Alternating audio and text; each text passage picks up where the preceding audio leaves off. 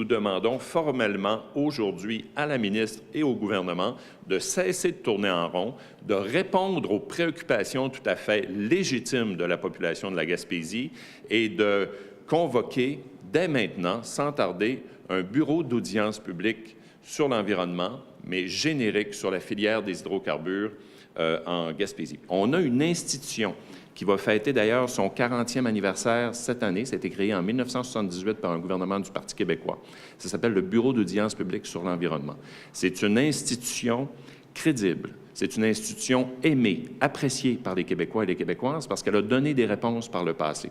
Il s'est développé au fil du temps une pratique avec le BAP qui s'appelle de faire des BAP génériques. Alors, c'est exactement ce qu'on demande et on y va sous l'angle de ces trois conditions. Acceptabilité sociale, réduction de l'empreinte écologique, opposition à la fracturation hydraulique ou à tout autre procédé chimique similaire.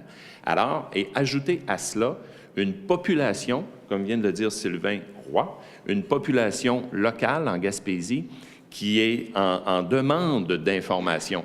Et le ministre Moreau, on est habitué de le voir faire des coups d'éclat ou des grandes phrases ou des effets de toge. Il a dit, on va vous donner de l'information au plus tard le 1er mars. On est rendu aujourd'hui le 5 mars. La population n'a toujours pas cette information. Les élus qui sont les premiers touchés, les élus municipaux en Gaspésie, n'ont toujours pas eu cette rencontre avec le ministre.